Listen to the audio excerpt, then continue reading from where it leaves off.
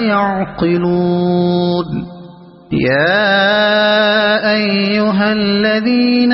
آمنوا كلوا من طيبات ما رزقناكم واشكروا لله إن كنتم إياه تعبدون. إنما حرم عليكم الميتة والدم ولحم الخنزير وما أهل به لغير الله، فمن اضطر غير باغ ولا عاد فلا إثم عليه، إن الله غفور رحيم. إن الذين يكتمون ما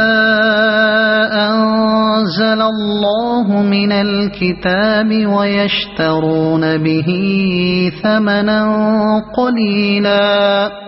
أولئك ما يأكلون في بطونهم إلا النار ولا يكلمهم الله يوم القيامة ولا يزكيهم ولهم عذاب أليم. أولئك الذين اشتروا الضلالة بالهدى والعذاب بالمغفرة، فما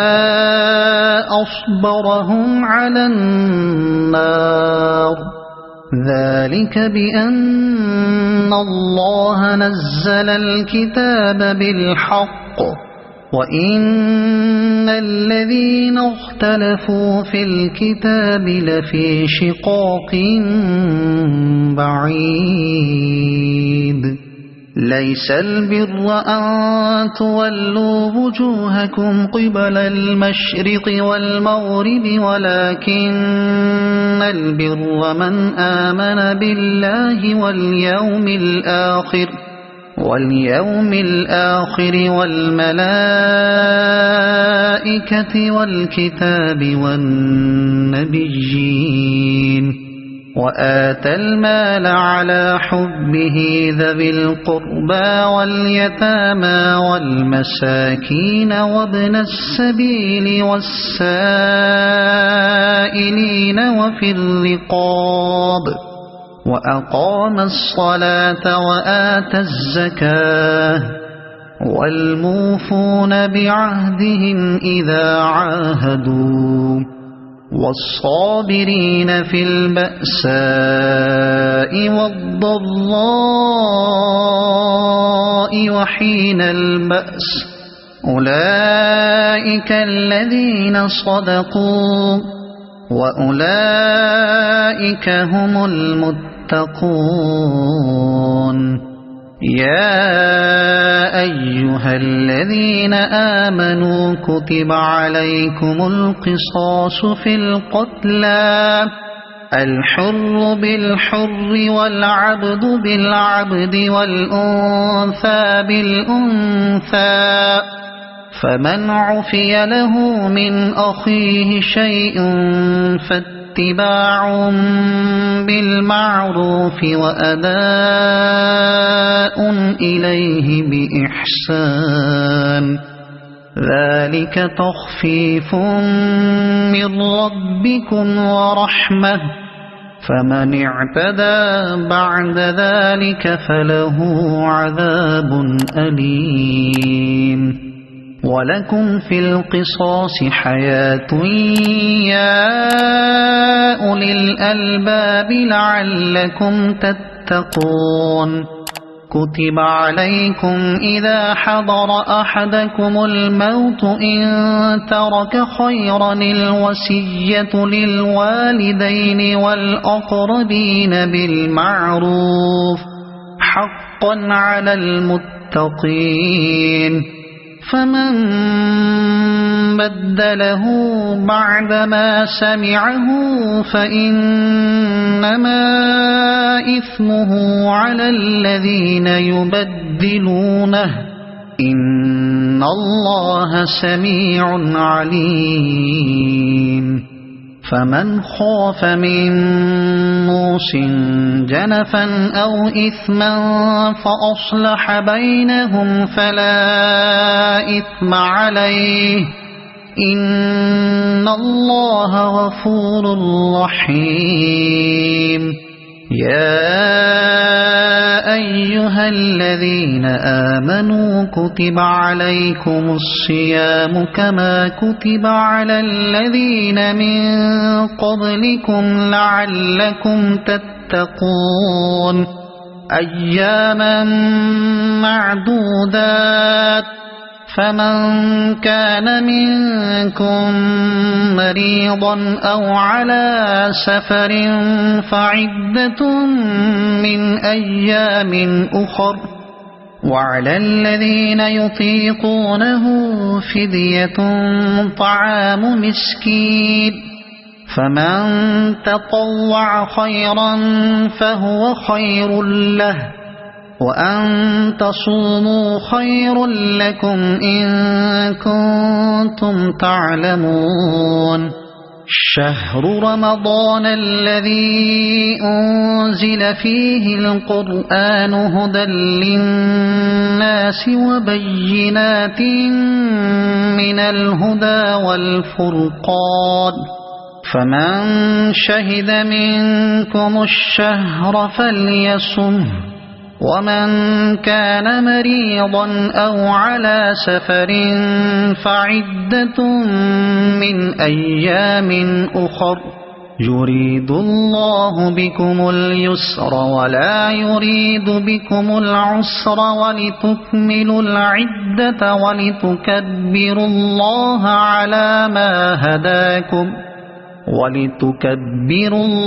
على ما هداكم ولعلكم تشكرون وإذا سألك عبادي عني فإني قريب أجيب دعوة الداع إذا دعاني فليستجيبوا لي وليؤمنوا بي لعلهم يرشدون أحل لكم ليلة الصيام الرفث إلى نسائكم هن لباس لكم وأنتم لباس لهن علم الله أنكم كنتم تختانون أنفسكم فتاب عليكم وعفى عنكم فالآن باشروهن وابتغوا ما كتب الله لكم وكلوا واشربوا حتى يتبين لكم الخيط الأبيض من الخيط الأسود من الفجر ثم أتموا الصيام إلى الليل ولا تباشروهن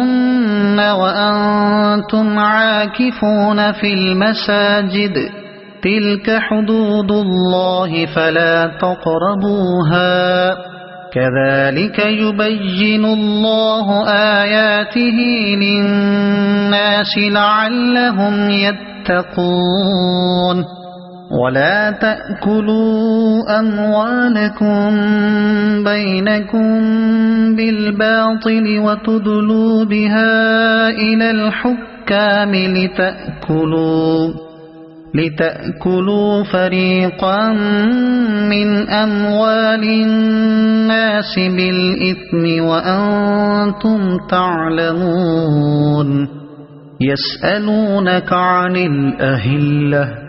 قل هي مواقيت للناس والحج وليس البر بأن تأتوا البيوت من ظهورها ولكن البر من اتقى وأتوا البيوت من أبوابها واتقوا الله لعلكم تفلحون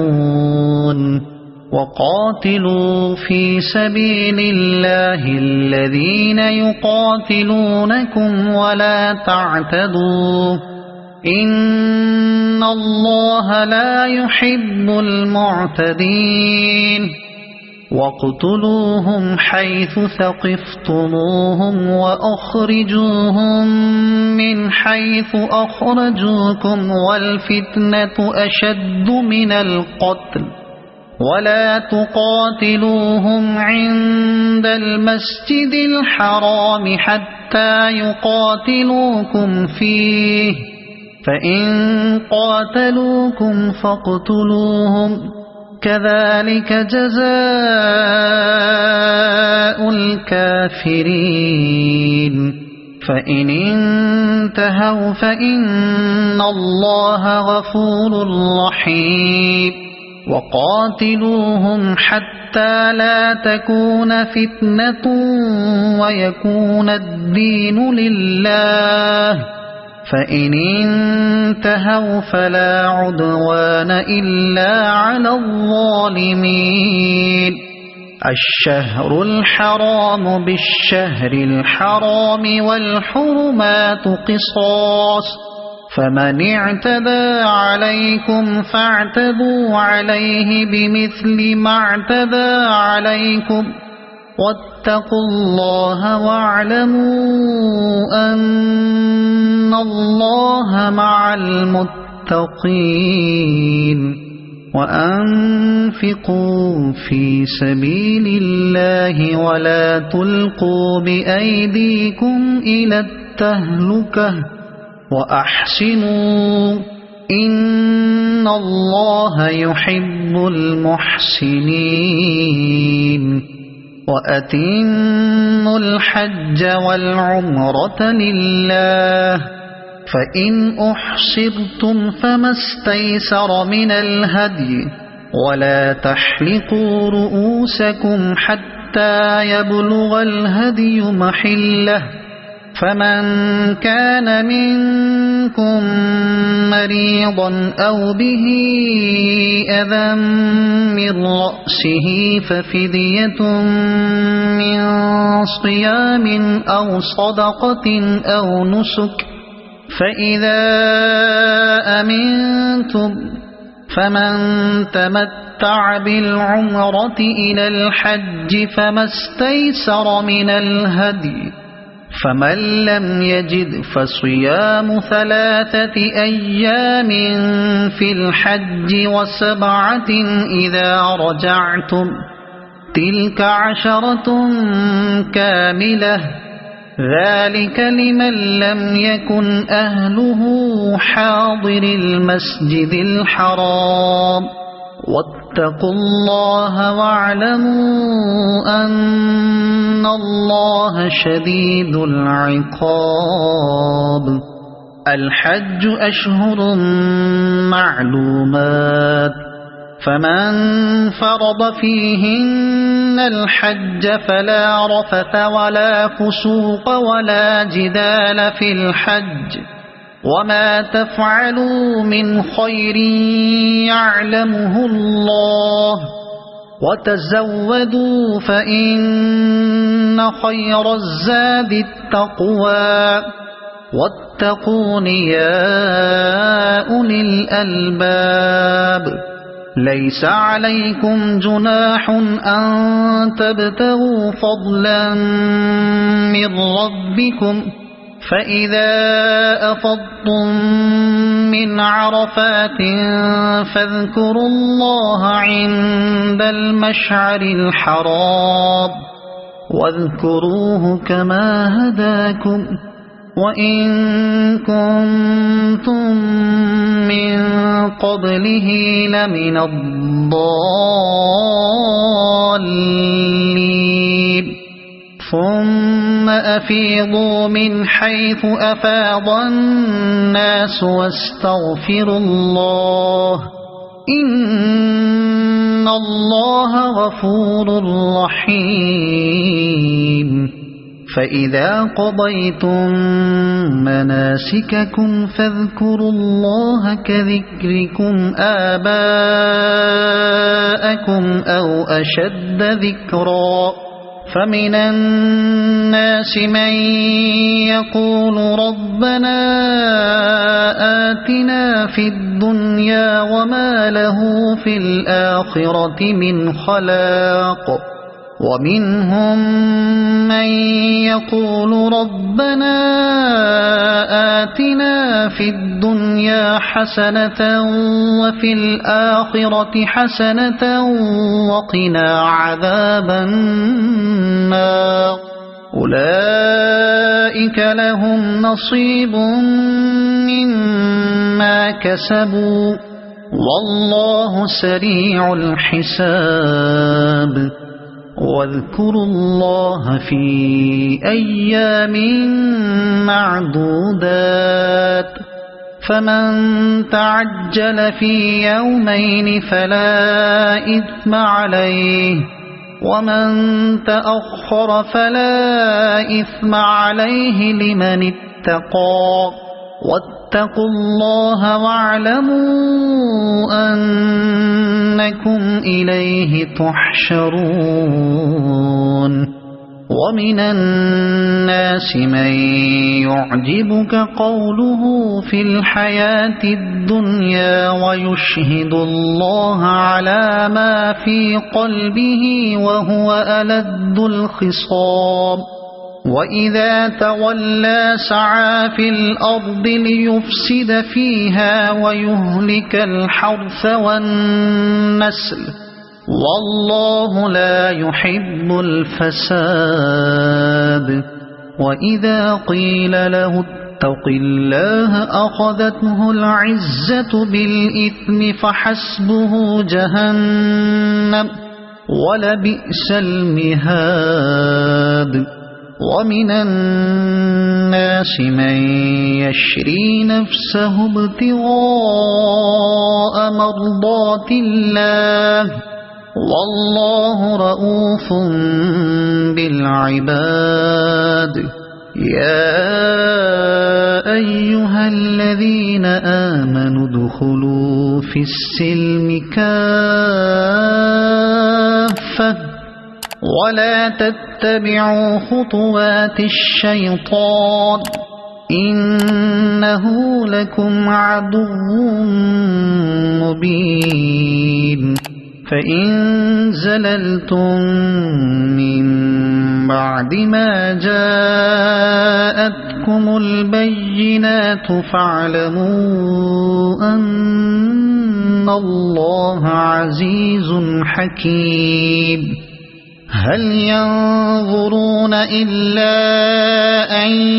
يأتيهم الله في ظلل من الغمام والملائكة وقضي الأمر وإلى الله ترجع الأمور سل بني إسرائيل كم آتيناهم من آية بينة ومن يبدل نعمة الله من بعد ما جاءته فإن الله شديد العقاب زين للذين كفروا الحياة الدنيا ويسخرون من الذين آمنوا والذين اتقوا فوقهم يوم القيامة والله يرزق من يشاء بغير حساب كان الناس أمة واحدة فبعث الله النبيين مبشرين ومنذرين وأنزل معهم الكتاب بالحق ليحكم بين الناس فيما اختلفوا فيه وما اختلف فيه إلا الذين أوتوه من بعد ما جاءتهم البينات بغيا بينهم فهدى الله الذين آمنوا لما اختلفوا فيه من الحق بإذنه والله يهدي من يشاء إلى صراط مستقيم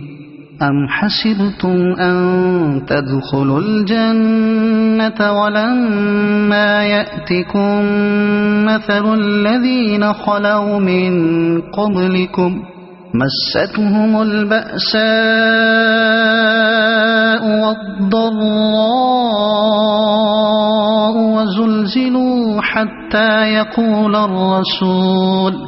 وزلزلوا حتى يقول الرسول والذين آمنوا معه متى نصر الله ألا إن نصر الله قريب يسألونك ماذا ينفقون قل ما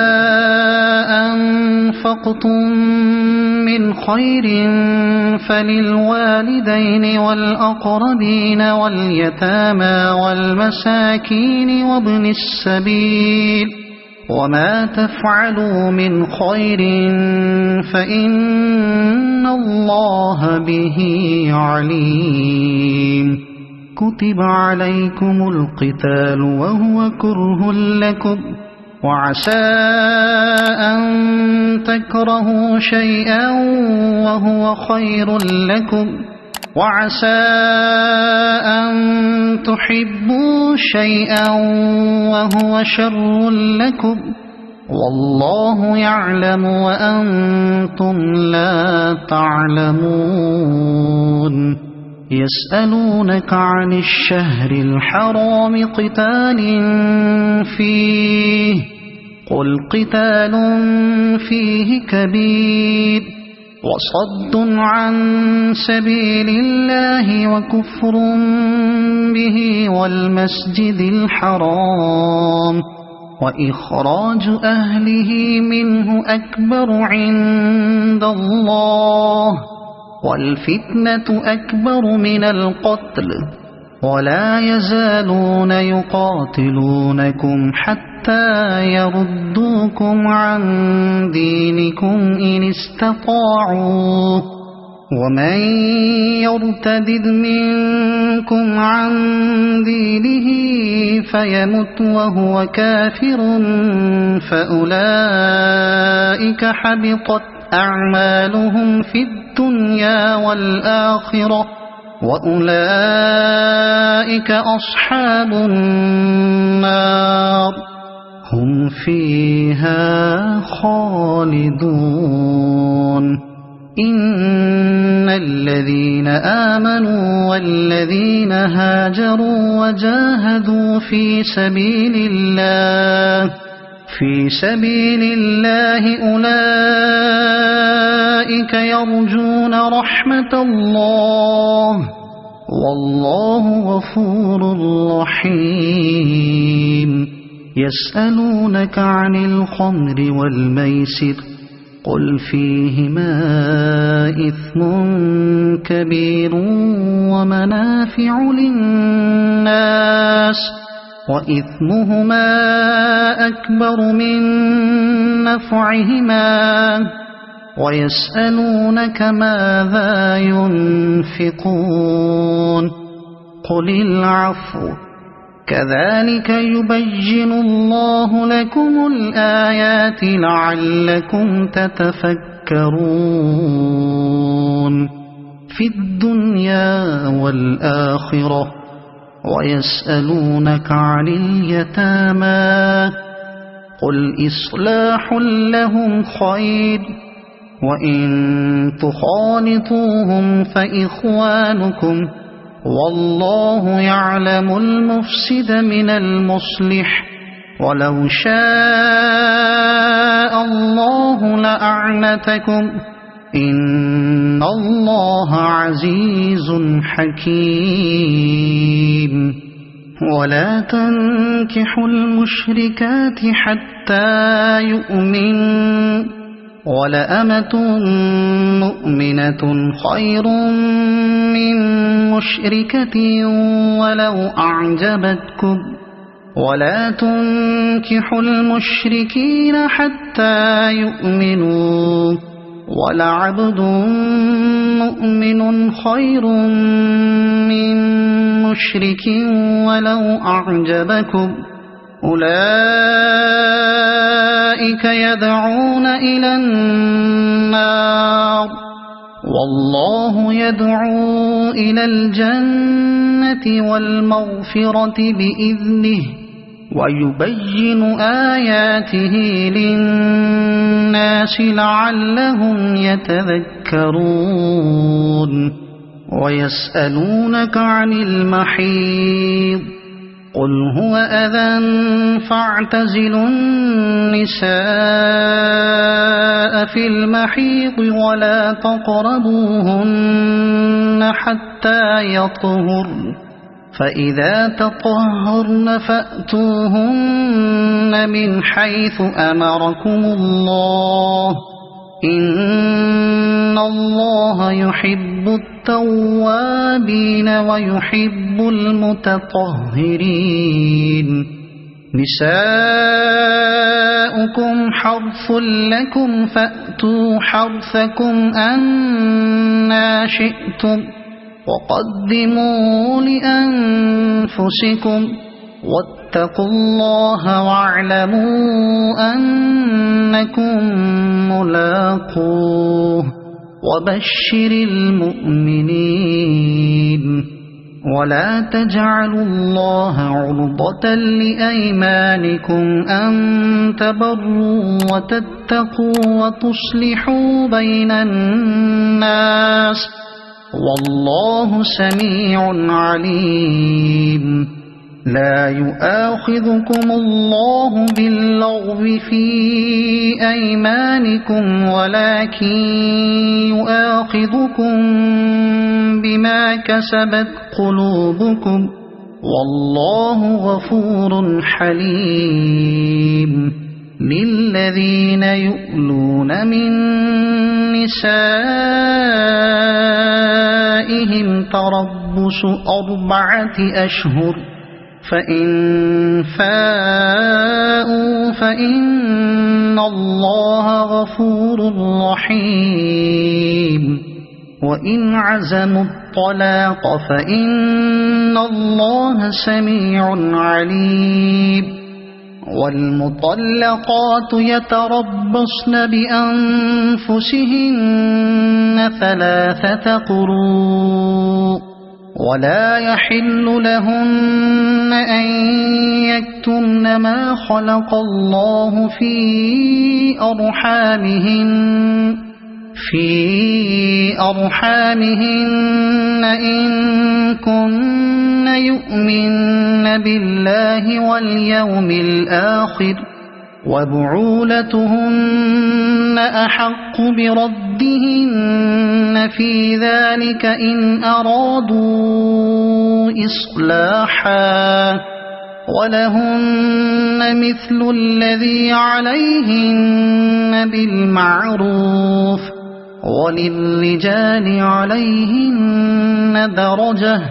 والله عزيز حكيم الطلاق 2 فإمساك بمعروف أو تسريح بإحسان ولا يحل لكم أن تأخذوا مما آتيتموهن شيئا إلا أن يخافا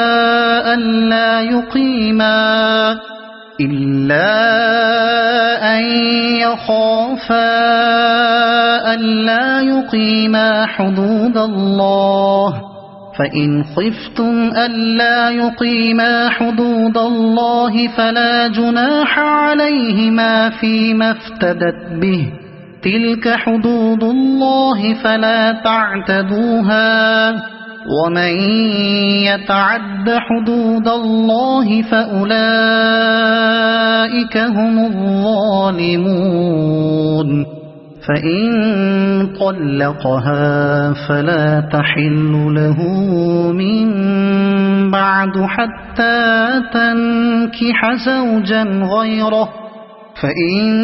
طلقها فلا جناح عليهما أن يتراجعا إن ظنا أن يقيما حدود الله، وتلك حدود الله يبينها لقوم يعلمون. وإذا طلقتم النساء فبلغن أجلهن فأمسكوهن بمعروف أو سرحوهن بمعروف، ولا تمسكوهن ضرارا لتعتدوا، ومن يفعل ذلك فقد ظلم نفسه. ولا تتخذوا آيات الله هزوا، واذكروا نعمة الله عليكم وما أنزل عليكم من الكتاب والحكمة يعظكم به، واتقوا الله واعلموا أن الله بكل شيء عليم. وإذا طلقتم النساء فبلغن أجلهن فلا تعضلوهن أن ينكحن أزواجهن إذا تراضوا بينهم بالمعروف، ذلك يوعظ به من كان منكم يؤمن بالله واليوم الآخر، ذلكم أزكى لكم وأطهر، والله يعلم وأنتم لا تعلمون. والوالدات يرضعن أولادهن حولين كاملين لمن أراد أن يتم الرضاعة، وعلى المولود له رزقهن وكسوتهن بالمعروف،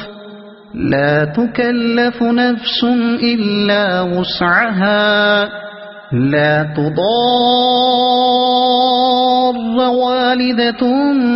بولدها ولا مولود له بولده، وعلى الوارث مثل ذلك، فإن أرادا فصالا عن تراض منهما وتشاور فلا جناح عليهما. وإن أردتم أن تسترضعوا أولادكم فلا جناح عليكم إذا سلمتم ما آتيتم بالمعروف، واتقوا الله واعلموا أن الله بما تعملون بصير. والذين يتوفون منكم ويذرون أزواجا يتربصن بأنفسهن 4 أشهر وعشرا، فإذا بلغن أجلهن فلا جناح عليكم فيما فعلن في أنفسهن بالمعروف، والله بما تعملون خبير. ولا جناح عليكم فيما عرضتم به من خطبة النساء أو أكننتم في أنفسكم، علم الله أنكم ستذكرونهن ولكن لا تواعدوهن سرا إلا أن تقولوا قولا معروفا، ولا تعزموا عقدة النكاح حتى يبلغ الكتاب أجله، واعلموا أن الله يعلم ما في أنفسكم فاحذروه واعلموا أن الله غفور حليم لا جناح عليكم إن طلقتم النساء ما لم تمسوهن أو تفرضوا لهن فريضة ومتعوهن على الموسع قدره وعلى المقتر قدره متاعا بالمعروف حقا على المحسنين وإن طلقتموهن من قبل أن تمسوهن وقد فرضتم لهن فريضة فنصف ما فرضتم إلا أن يعفون أو يعفو الذي بيده عقدة النكاح وأن تعفوا أقرب للتقوى ولا تنسوا الفضل بينكم إن الله بما تعملون بصير حافظوا على الصلوات والصلاة الوسطى وقوموا لله قانتين فإن خفتم فرجالا أو ركبانا فإذا أمنتم فاذكروا الله كما علمكم ما لم تكونوا تعلمون والذين يتوفون منكم ويذرون أزواجا وصية لأزواجهم متاعا إلى الحول غير إخراج فإن خرجن فلا جناح عليكم فيما فعل في أنفسهن من معروف والله عزيز حكيم وللمطلقات متاع بالمعروف حقا على المتقين كذلك يبين الله لكم آياته لعلكم تعقلون ألم تر إلى الذين خرجوا من ديارهم وهم ألوف حذر الموت فقال لهم الله موتوا ثم أحياهم إن الله لذو فضل على الناس ولكن أكثر الناس لا يشكرون وقاتلوا في سبيل الله واعلموا أن الله سميع عليم من ذا الذي يقرض الله قرضا حسنا فيضاعفه له أضعافا كثيرة والله يقبض ويبسط وإليه ترجعون ألم تر إلى الملأ من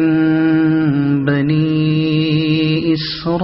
إسرائيل من بعد موسى إذ قالوا لنبي له مبعث لنا ملكا نقاتل في سبيل الله قال هل عسيتم إن كتب عليكم القتال ألا تقاتلوا قالوا وما لنا ألا نقاتل في سبيل الله وقد أخرجنا من ديارنا وأبنائنا فلما فلما كتب عليهم القتال تولوا إلا قليلا منهم والله عليم بالظالمين وقال لهم نبيهم إن الله قد بعث لكم طالوت ملكا قالوا أنى يكون له الملك علينا ونحن أحق بالملك منه ولم يؤت سعة من المال قال إن الله اصطفاه عليكم وزاده بسطة في العلم والجسم والله يؤتي ملكه من يشاء والله واسع عليم وقال لهم نبيهم إن آية ملكه أن يأتيكم التابوت فيه سكينة من ربكم وبقية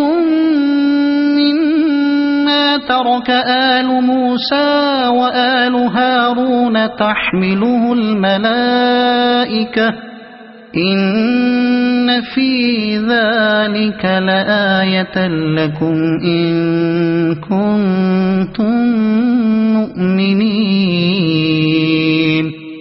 فلما فصل طالوت بالجنود قال إن الله مبتليكم بنهر فمن شرب منه فليس مني ومن لم يطعمه فإنه مني إلا من اغترف غرفة بيده فشربوا منه إلا قليلا منهم فلما جاوزه هو والذين آمنوا معه قالوا لا طاقة لنا اليوم بجالوت وجنوده قال الذين يظنون أنهم ملاقو الله كم من فئة قليلة غلبت فئة كثيرة بإذن الله والله مع الصابرين ولما برزوا لجالوت وجنوده قالوا ربنا أفرغ علينا صبرا وثبت أقدامنا وانصرنا على القوم الكافرين فهزموهم بإذن الله وقتل داود جالوت وآتاه الله الملك والحكمة وعلمه مما يشاء ولولا دفع الله الناس بعضهم ببعض لفسدت الأرض ولكن الله ذو فضل على العالمين تلك آيات الله نتلوها عليك بالحق وإنك لمن المرسلين تلك الرسل فضلنا بعضهم على بعض منهم من كلم الله ورفع بعضهم درجات وآتينا عيسى ابن مريم البينات وأيدناه بروح القدس ولو شاء الله ما اقتتل الذين من بعدهم من بعد ما جاءتهم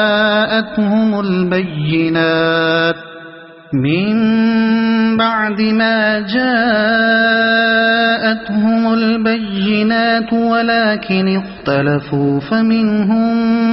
من آمن ومنهم من كفر ولو شاء الله ما اقتتلوا ولكن الله يفعل ما يريد. يا أيها الذين آمنوا أنفقوا مما رزقناكم من قبل أن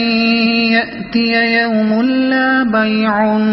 فيه ولا خلة ولا شفاعة والكافرون هم الظالمون. الله لا إله إلا هو الحي القيوم لا تأخذه سنة ولا نوم له ما في السماوات وما في الأرض. من ذا الذي يشفع عنده إلا بإذنه يعلم ما بين أيديهم وما خلفهم ولا يحيطون بشيء من علمه إلا بما شاء وسع كرسيه السماوات والأرض ولا يؤوده حفظهما وهو العلي العظيم. لا إكراه في الدين قد تبين الرشد من الغي فمن يكفر بالطاغوت ويؤمن بالله فقد استمسك بالعروة الوثقى لا انفصام لها والله سميع عليم. الله ولي الذين آمنوا يخرجهم من الظلمات إلى النور والذين كفروا أولياؤهم الطاغوت يخرجونهم من النور إلى الظلمات أولئك أصحاب النار هم فيها خالدون. ألم تر إلى الذي حاج إبراهيم في ربه أن آتاه الله الملك إذ قال إبراهيم ربي الذي يحيي ويميت قال أنا أحيي وأميت قال إبراهيم فإن الله يأتي بالشمس من المشرق فأت بها من المغرب فبهت الذي كفر والله لا يهدي القوم الظالمين. أو كالذي مر على قرية وهي خاوية على عروشها قال أنى يحيي هذه الله بعد موتها فأماته الله 100 عام ثم بعثه قال كم لبثت قال لبثت يوما أو بعض يوم قال بل لبثت 100 عام فانظر إلى طعامك وشرابك لم يتسنه وانظر إلى حمارك ولنجعلك آية للناس وانظر إلى العظام كيف ننشزها كيف ننشزها ثم نكسوها لحما فلما تبين له قال أعلم أن الله على كل شيء قدير وإذ قال إبراهيم رب أرني كيف تحيي الموتى قال أولم تؤمن قال بلى ولكن ليطمئن قلبي قال فخذ 4 من الطير فصرهن إليك ثم اجعل على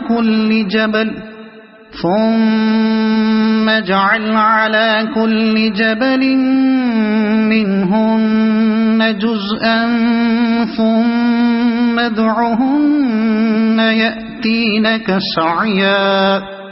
واعلم أن الله عزيز حكيم مثل الذين ينفقون أموالهم في سبيل الله كمثل حبة أنبتت 7 سنابل في كل سنبلة 100 حبة والله يضاعف لمن يشاء والله واسع عليم الذين ينفقون أموالهم في سبيل الله ثم لا يتبعون ما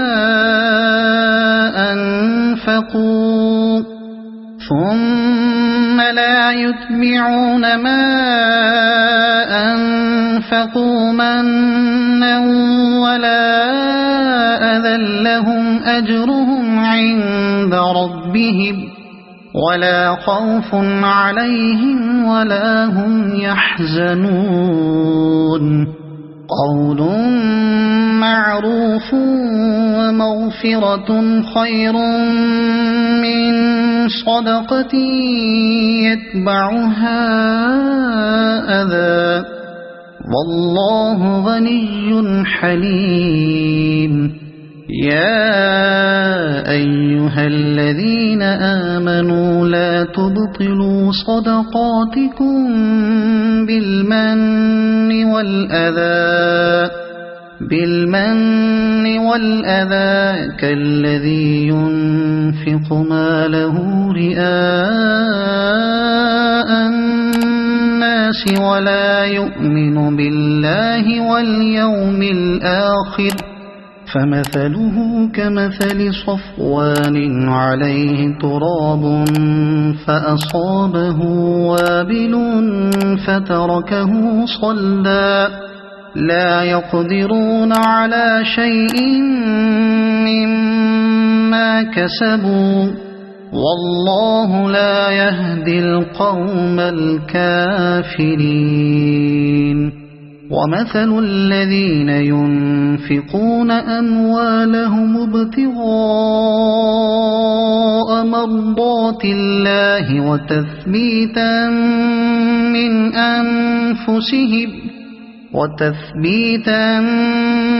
من أنفسهم كمثل جنة بربوة أصابها وابل فآتت أكلها ضعفين فإن لم يصبها وابل فطل والله بما تعملون بصير أيود أحدكم أن تكون له جنة من نخيل وأعناب تجري من تحتها الأنهار له فيها من كل الثمرات وأصابه الكبر وله ذرية ضعفاء فأصابها إعصار فيه نار فاحترقت كذلك يبين الله لكم الآيات لعلكم تتفكرون يا أيها الذين آمنوا أنفقوا من طيبات ما كسبتم ومما أخرجنا لكم من الأرض ولا تيمموا الخبيث منه تنفقون ولستم بآخذيه إلا أن تغمضوا فيه واعلموا أن الله غني حميد الشيطان يعدكم الفقر ويأمركم بالفحشاء والله يعدكم مغفرة منه وفضلا والله واسع عليم يؤتي الحكمة من يشاء ومن يؤت الحكمة فقد أوتي خيرا كثيرا وما يذكر إلا أولو الألباب وما أنفقتم من نفقة أو نذرتم من نذر فإن الله يعلمه وما للظالمين من أنصار إن تبدوا الصدقات فنعما هي وإن تخفوها وتؤتوها الفقراء فهو خير لكم ويكفر عنكم من سيئاتكم والله بما تعملون خبير ليس عليك هداهم ولكن الله يهدي من يشاء وما تنفقوا من خير فلأنفسكم وما تنفقون إلا ابتغاء وجه الله وما تنفقوا من خير يوفى إليكم وأنتم لا تظلمون للفقراء الذين أحصروا في سبيل الله لا يستطيعون ضربا في الأرض يحسبهم الجاهل أغنياء من التعفف تعرفهم بسيماهم لا يسألون الناس إلحافا وما تنفقوا من خير فإن الله به عليم الذين ينفقون أموالهم بالليل والنهار سرا وعلانية فلهم أجرهم عند ربهم ولا خوف عليهم ولا هم يحزنون الذين يأكلون الربا لا يقومون إلا كما يقوم الذي يتخبطه الشيطان من المس ذلك بأنهم قالوا إنما البيع مثل الربا وأحل الله البيع وحرم الربا فمن جاءه موعظة من من ربه فانتهى فله ما سلف وأمره إلى الله ومن عاد فأولئك أصحاب النار هم فيها خالدون يمحق الله الربا ويربي الصدقات والله لا يحب كل كفار أثيم إن الذين آمنوا وعملوا الصالحات وأقاموا الصلاة وآتوا الزكاة لهم أجرهم عند ربهم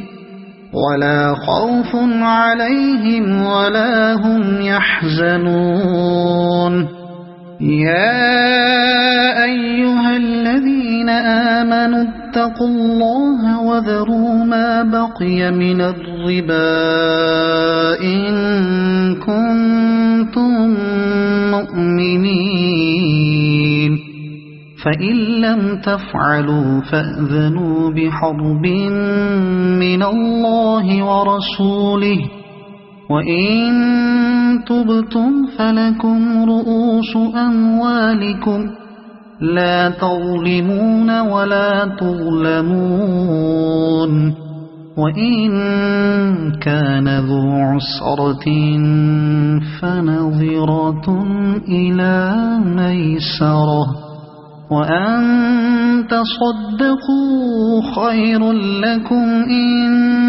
كنتم تعلمون واتقوا يوما ترجعون فيه إلى الله ثم توفى كل نفس ما كسبت وهم لا يظلمون يا أيها الذين آمنوا إذا تداينتم بدين إلى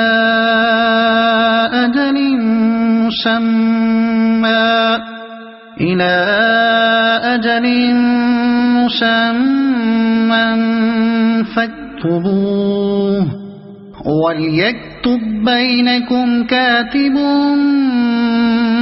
بالعدل ولا يأب كاتب أن يكتب كما علمه الله فليكتب وليملل الذي عليه الحق وليتق الله ربه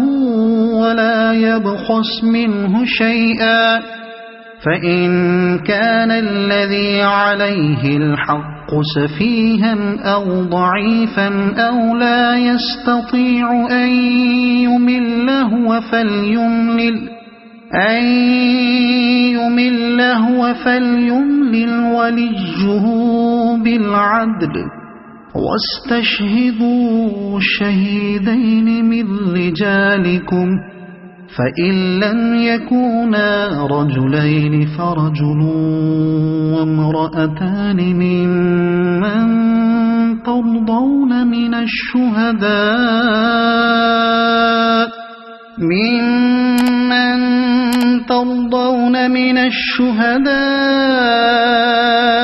أن تضل إحداهما فتذكر إحداهما الأخرى ولا يأبى الشهداء إذا ما دعوا ولا تسأموا أن تكتبوه صغيرا أو كبيرا إلى أجله ذلكم أقسط عند الله وأقوم للشهادة وأدنى ألا ترتابوا إلا أن تكون تجارة حاضرة تديرونها بينكم فليس عليكم جناح ألا تكتبوها وأشهدوا إذا تبايعتم ولا يضار كاتب ولا شهيد وإن تفعلوا فإنه فسوق بكم واتقوا الله ويعلمكم الله والله بكل شيء عليم وإن كنتم على سفر ولم تجدوا كاتبا فرهان مقبوضة فإن أمن بعضكم بعضا فليؤد الذي اؤتمن أمانته وليتق الله ربه ولا تكتموا الشهادة